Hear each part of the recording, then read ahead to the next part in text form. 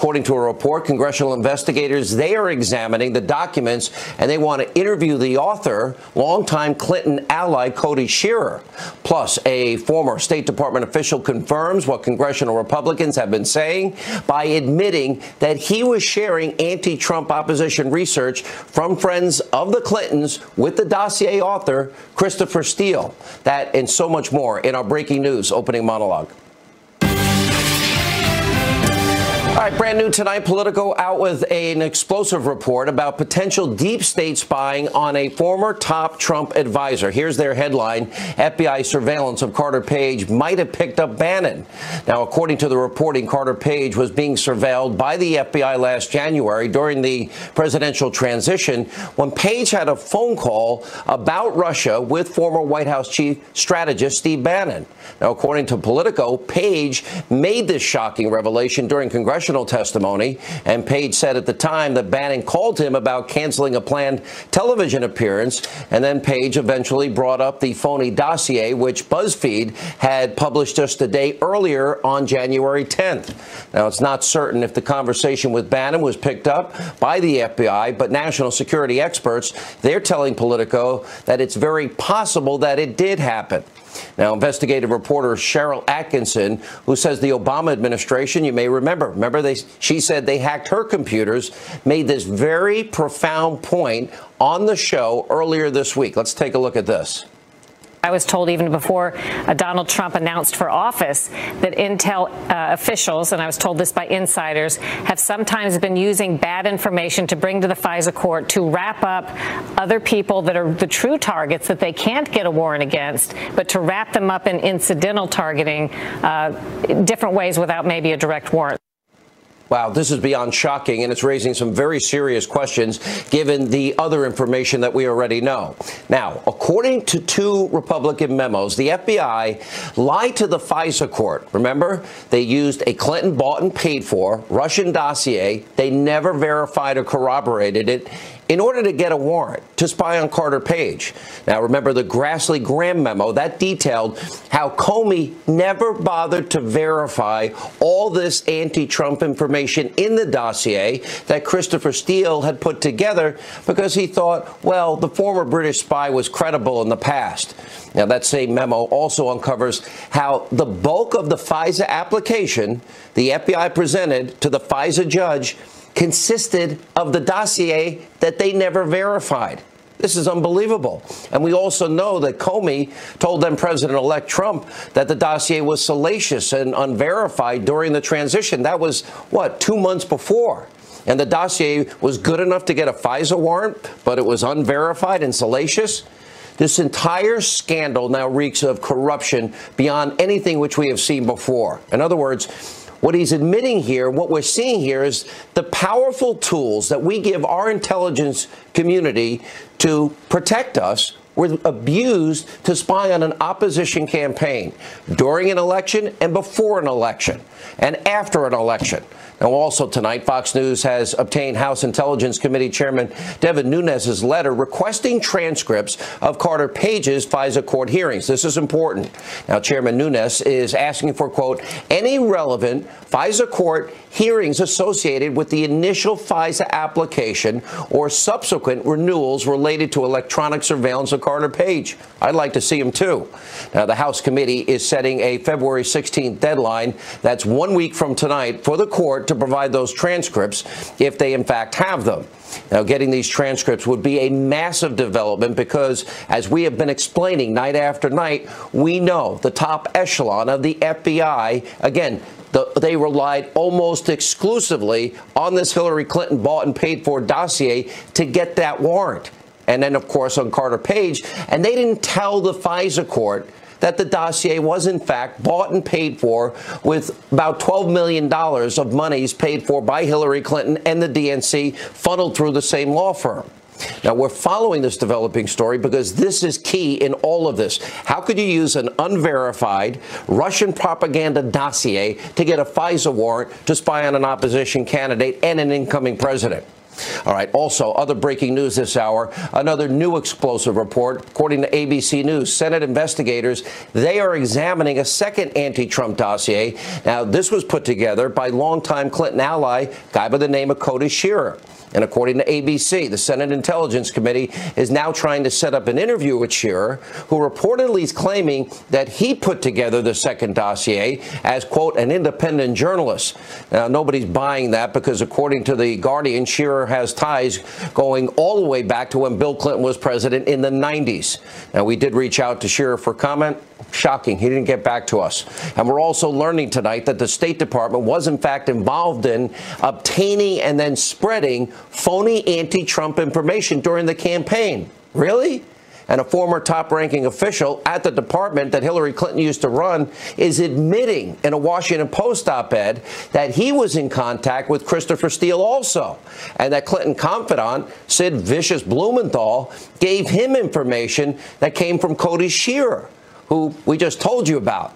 Now, this is a striking admission from the State Department because, remember, Christopher Steele used the information. It was never verified. Clinton paid for it. Her friends are feeding Steele. Nobody verifies it. And then it's used as a basis for a FISA warrant.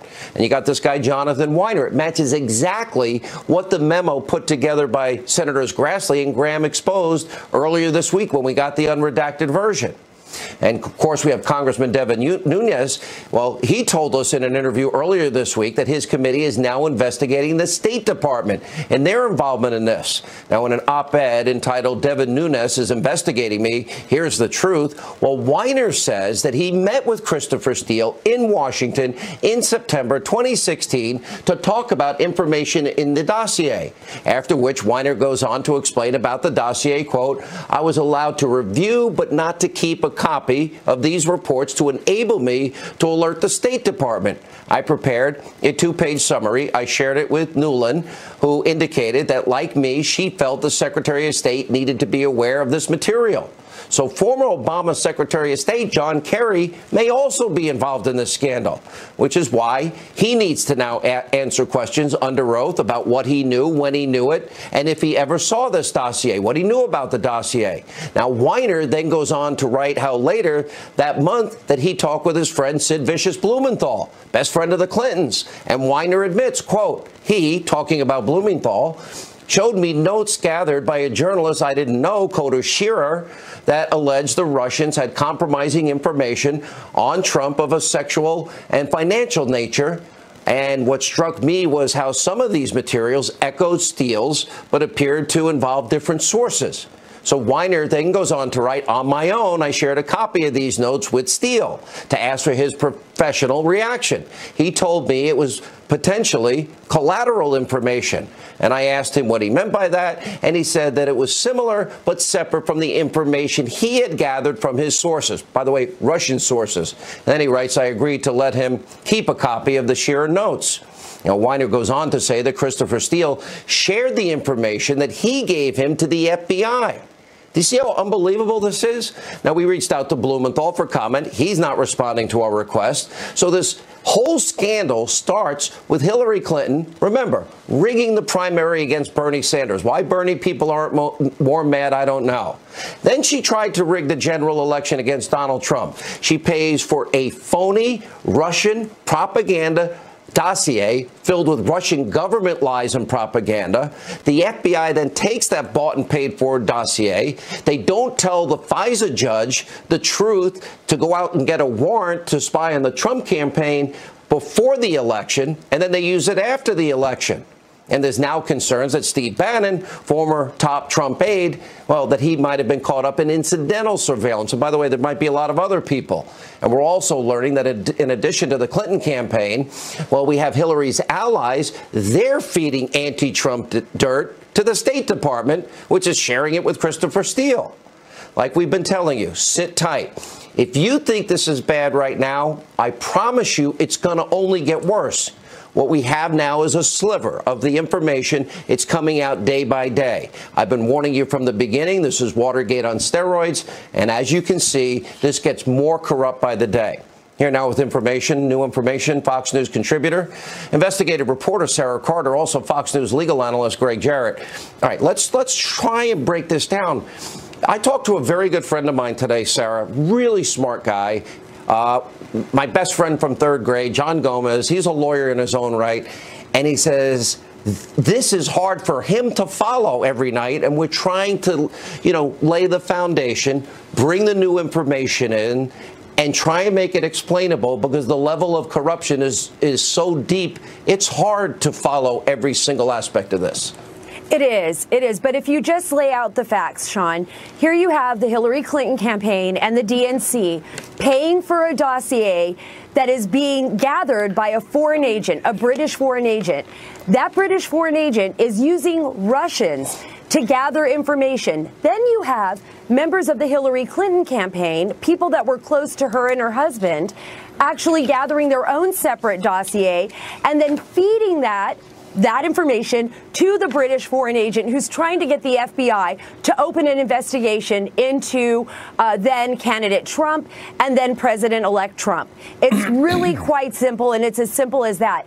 And for people who were so afraid of the Russians, for people who were so terrified in those last years of Russian interfering in the election, they had no problem accepting information from Russian FSB agents, former KGB agents, disinformation that was never verified, and then lying to the FISC court about this. And I'm going to tell you this, one of the things they'll discover in those FISC court applications is the fact that even the FBI never, it wasn't just a footnote, they never admitted that they actually knew. They only speculated that it might be political. They only speculated. It was a footnote. My words on that.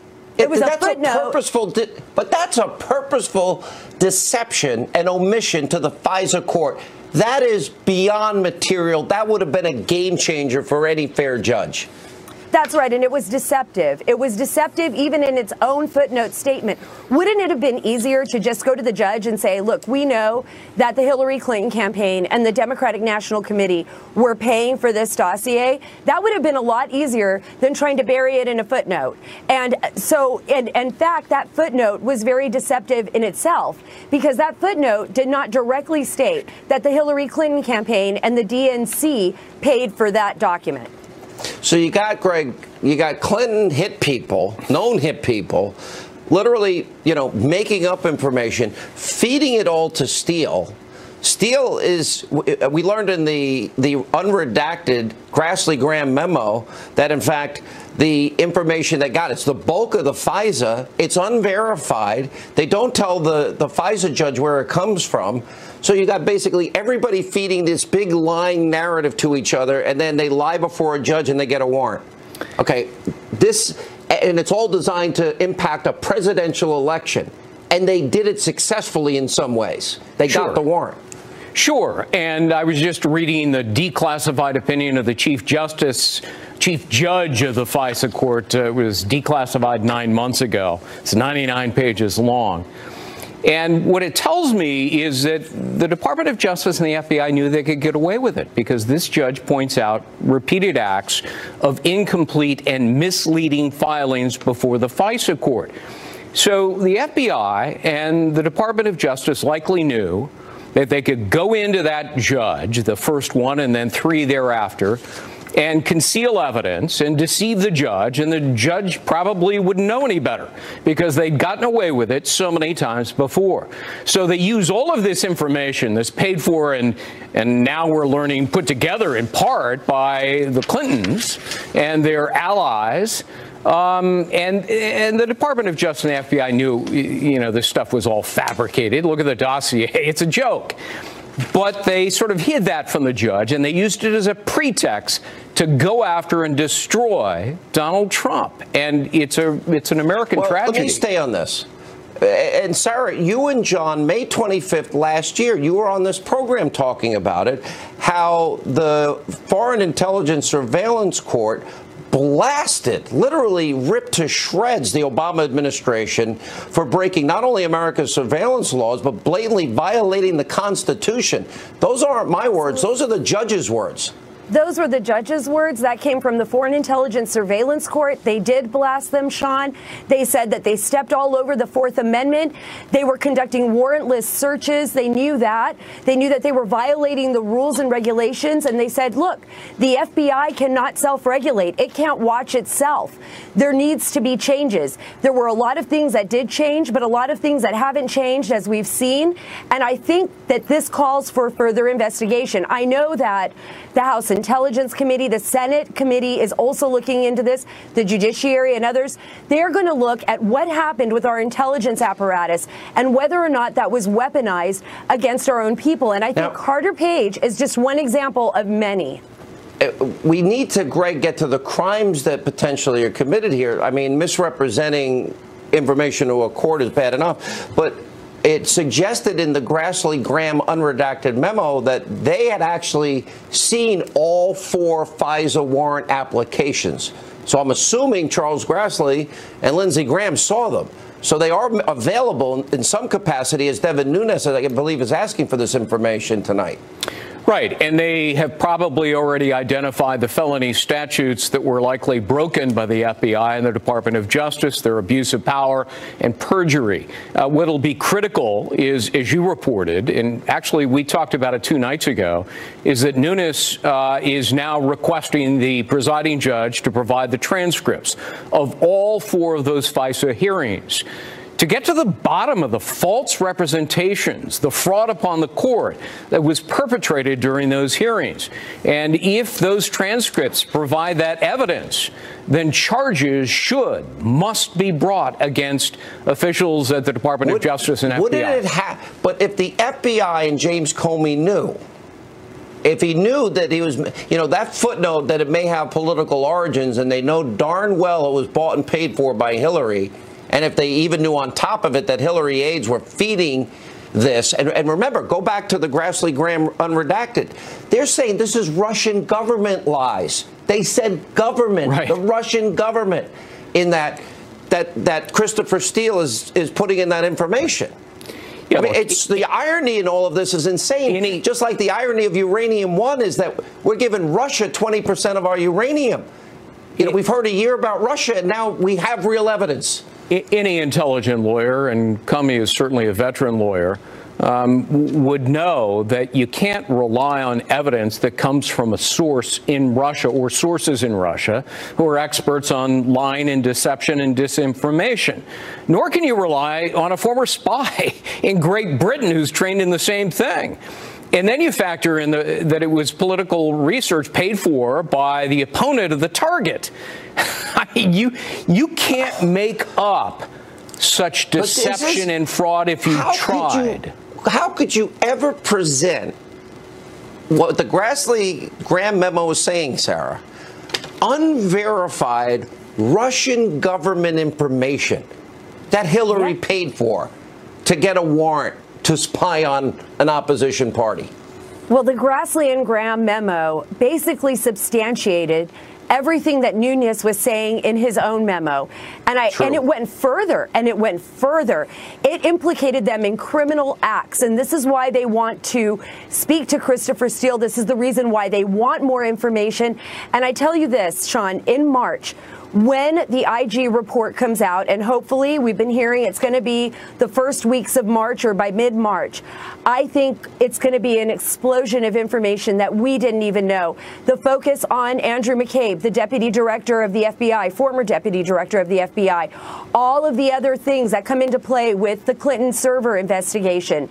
Those things will be so relevant, and they won't be able to dismiss those facts. Because the fix was in, Sarah. The fix was in. It was rigged by Comey. It was rigged by Peter Strzok. What are the statute of limitations? I don't know if you know off the top of your head on the Clinton email server, considering the fix was in, Greg. That's important fact, well, I think. some of the statutes are 5 years, so they may have run. Others have not run as yet. So on that basis alone, there ought to be a second special counsel appointed, reopen it, and quickly re-examine the evidence, send it to a grand jury, which is where it should have gone to begin with. Let a grand jury decide whether there's sufficient compelling evidence that Hillary Clinton committed a myriad of crimes. I guarantee you, if an honest grand jury looked at it she would be indicted. Unbelievable. I agree with you, too. All right. Thank you both. We appreciate it. We have more breaking news from Washington tonight. Ed Henry has a report. Also, Dr. Sebastian Gorka, Herman Cain, so much more. Breaking Friday News Night. We're glad you're with us. Henry. President Trump will not declassify that Democratic memo on the Russia investigation by the House Intel panel, at least not yet. The White House is asking for revisions, citing national security concerns. A deal between U.S. Intel officials and a Russian cyber thief is called off, but not before a first payment of $100,000 was made. The Russian was offering to sell stolen NSA cyber weapons for $1 million, as well as compromising material on President Trump. At least that's what they said it was. U.S. Intel was afraid of getting involved in an operation that could create problems with the U.S. government. Meanwhile, another White House staffer is out amid domestic abuse allegations. The Washington Post reporting speechwriter David Sorensen resigned following claims by his wife he was violent and emotionally abusive. However, Sorensen claims he was the victim. Now back to more Hannity. I'm Ed Henry.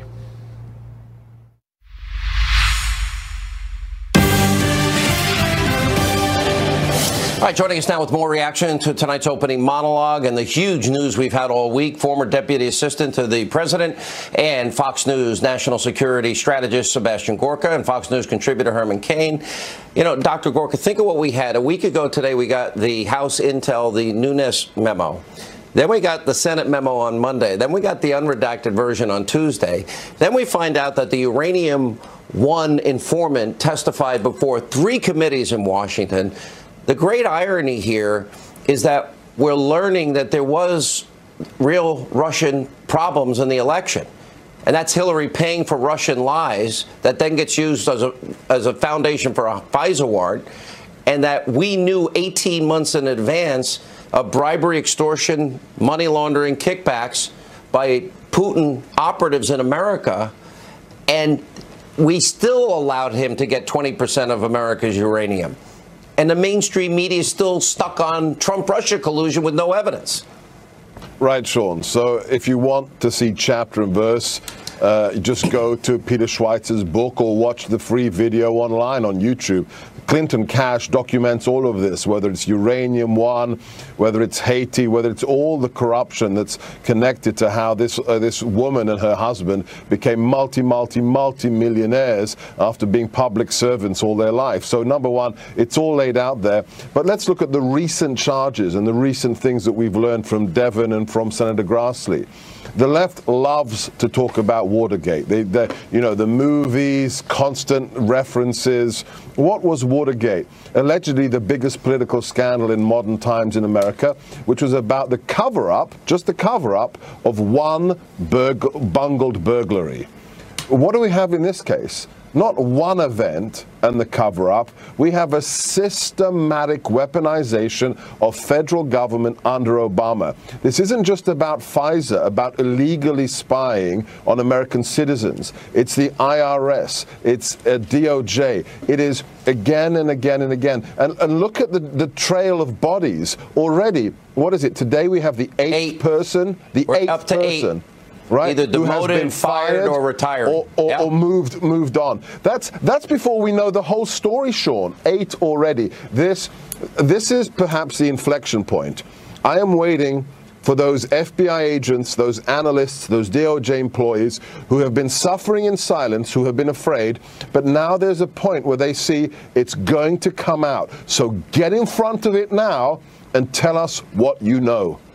Well, I know many of the rank and file are, and we've gone to great pains on this program to make sure our audience understands this is not rank and file FBI. This is not rank and file intelligence. This is not rank and file of the DOJ. This is the upper echelon, and we have a cast of characters abusing power. Herman, historically, I don't see a bigger abuse of power corruption scandal in our history as big as this one. Neither have I. This is the absolute biggest. I commend you and your staff for continuing to report the facts and connect the dots. There is no question that some laws have been broken, but due process takes time. Somebody should go to jail, and all roads lead to the Clintons or somebody associated with the Clintons, but it's going to take due process and some time before all of the dots are connected. When there was a cover-up, as Dr. Gorka talked about, that's one thing. And when it was exposed, it was out there almost immediately. This isn't a cover-up.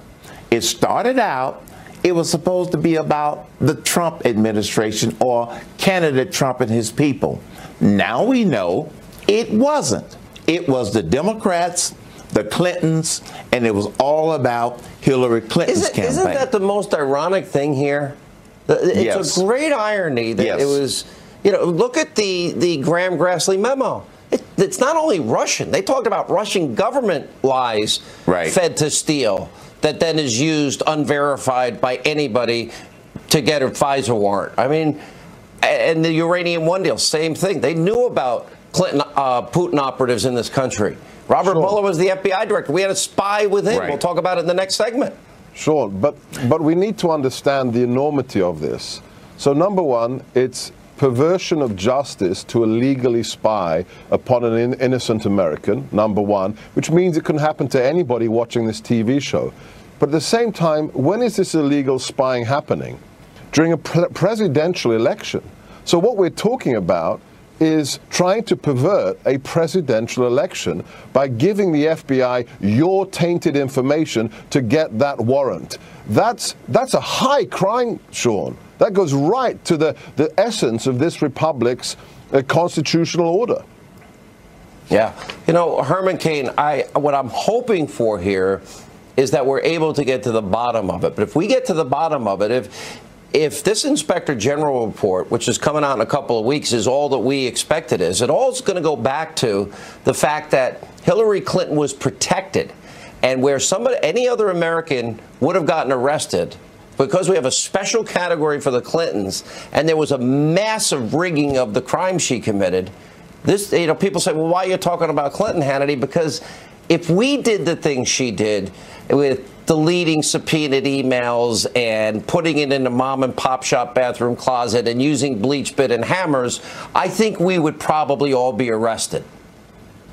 Absolutely. We will get to the bottom of it, because the more and more we reveal what the facts are, eventually we will get to the bottom of it. It's not going to go away. All right, guys, thank you both. We appreciate it. All right, when we come back, we had 3 congressional committees here from the informant on the issue of Uranium One. Well, the person that broke that story, the author of Clinton Cash, Peter Schweitzer, has a full report next.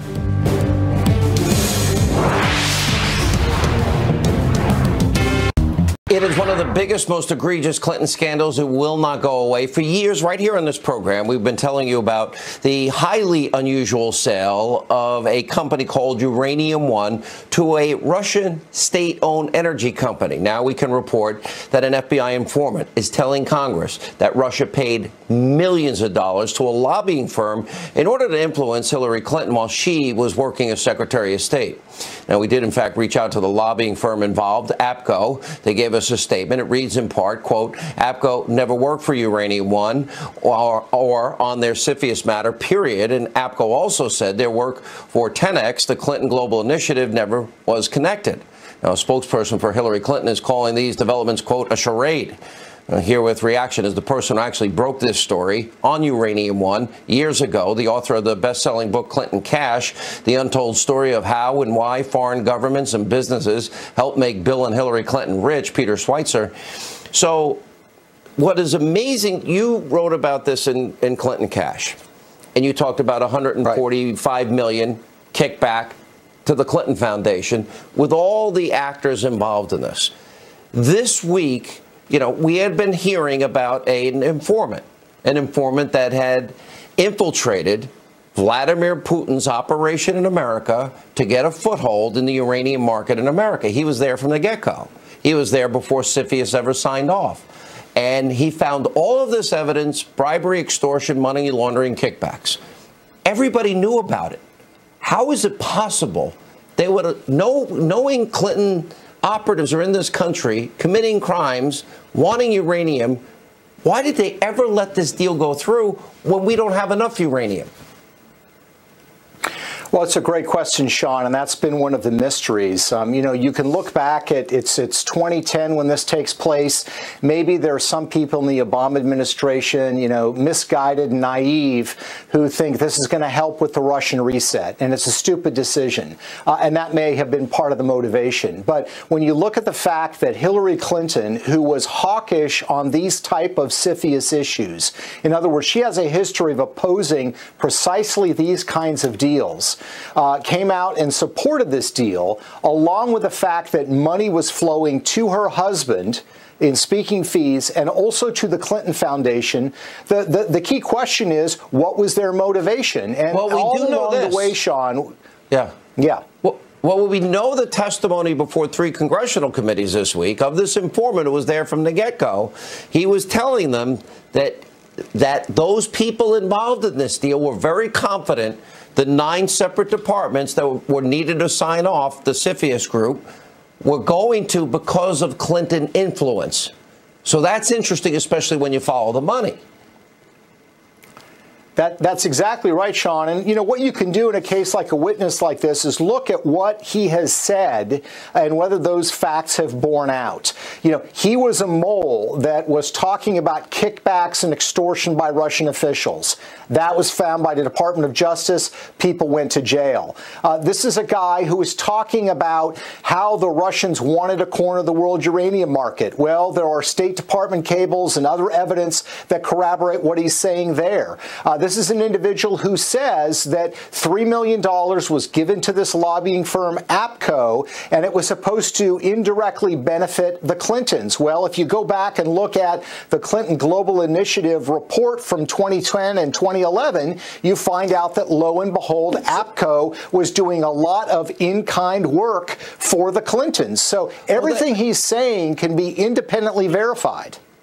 So the Clintons' number one excuse is, well, she's only one of 9 separate departments. So she doesn't control the departments. She didn't sign off personally on it. What is your answer to their response, their talking point?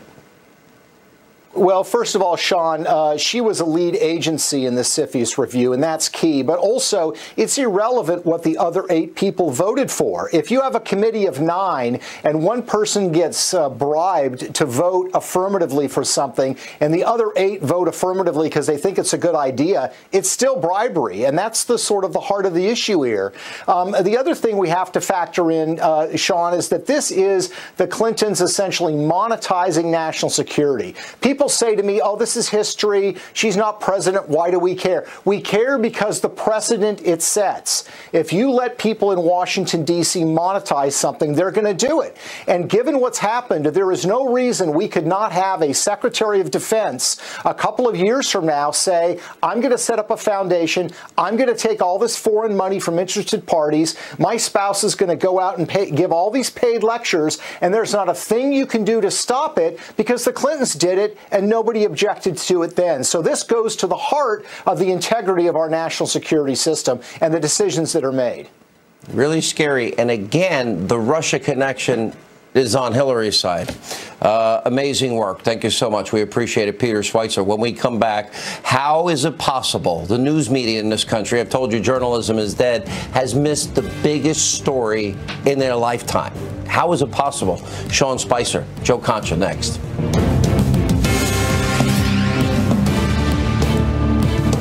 Full display. Just listen to this. It feels like we've reached a level of crazy in this White House, and it's difficult to take it anymore. Reality TV appearances, tabloid gossip, conspiracy theories, name-calling, vulgarities, and a level of egomania few have ever seen in Washington. And that's saying something. It's like we're living inside a parody from 3 years ago. Consider, what would happen if Donald Trump became president? The president runs his Oval Office like a reality show. He tweets like it's a reality show. Many of his actions are like a reality show. Oh, and by the way, Chuck Todd, he claims to be a hard news, unbiased, objective journalist. But that's not all. Remember how the media reacted to President Trump's idea of having a military parade. Let's see, how many award ceremonies are there out there in Hollywood? Take a look at this insanity. That's right. Trump wants a military parade. So you're just going full dictator now. Just wasn't enough. I guess he wants his toy soldiers to march in front of him in line in lockstep. Some said it would put us in the same category as folks like Russia and North Korean leaders, where they love a military parade. The idea that we have to look like Red Square is just absurd. Maybe the answer, Joe, is to just get Donald Trump a military uniform with epaulets on the shoulders and give him some salad dressing to put on the left lapel and let him march around. All right, I said it before, I'll say it again. The left-wing Destroy Trump media is missing the biggest story of their lives. Here with reaction, former White House Press Secretary Sean Spicer and the Hill's Joe Concha. You know, you go back and you actually see that this wouldn't be the first time, Sean. FDR, the beloved FDR, had this happen, and Eisenhower had something similar. And let's see, JFK, not a full display, but they had their own displays. And then I think of every Hollywood award ceremony, every music ceremony, but we can't have an honoring parade of the military. Really? Why is that so hard? Well, I thought a couple things were interesting. One is everyone jumped to the immediate conclusion of associating with a dictator, as opposed to somebody who actually loves and respects the military and wants to honor them for their service. It's amazing. I thought of the people that you played that clip with, and maybe I'm wrong, so I apologize if I am, but I don't think a single one of them has ever served. And I think it's funny that when you have a president who respects and honors law enforcement, first responders, and the military, and says, I'd like to have a parade to showcase them to the American people, that's somehow a negative thing. Less than 1% of the American people have served in the military these days, and we feel more and more connected from those who do and those who deploy every day to go protect our freedom. And when you have a president who wants to honor them and show the respect that they deserve and maybe make them a little closer to the other Americans that haven't been able to meet someone who has served before, I think that's a positive thing for our country. And to see so many members of the media immediately jump to negative conclusions, it's unbelievable. Really shows how disconnected they are, not just to the military, but to what's going on in this country. It's like the time for honoring themselves in Hollywood will soon come to an end. I think I saw that in Gladiator. Right. Just hold on. Sean, in contrast, when the president decided not to go to the White House Correspondents' Dinner, it was a national tragedy. He was disrespecting the First Amendment. Oh, it was the end of the earth. The apocalypse is coming. But when he wants to have a parade to honor the military, oh, by God, that's horrible. You know, you think about it, I added up, it was something like 25-30 between the music industry and the Academy Awards, the Global Awards, this awards, Joe Concha.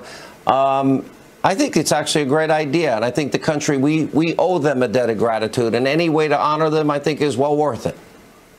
I think because President Trump's name is involved in this proposal, Sean, that is causing the reaction. And you could play a game of PU, it's called Parallel Universe, where you take the name Trump out and you put in a name like Chuck Schumer.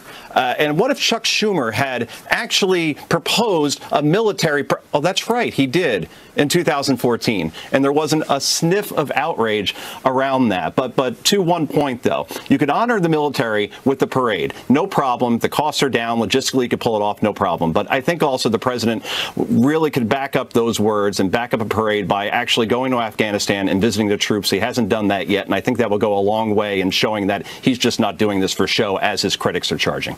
Well, I think that'll all happen, but even if he does that, I'm sure he'll be criticized. How did they miss the biggest story of their lifetime, Joe Concha? The rest of the media? How did they get it so wrong on Trump-Russia collusion? Well, have they got it wrong? I mean, I believe the investigation is still going. We shouldn't get ahead of ourselves on it. There hasn't been any evidence presented. No. Is there any evidence in over a year that you've seen? No, there hasn't been any evidence presented. And remember, everything gets leaked these days. So if they did have something, it probably would end up in the hands of the Washington Post or the New York Times. So no, not yet. But let Mueller finish his investigation before we start saying that there isn't any I don't think evidence here whatsoever. But now it doesn't look like it.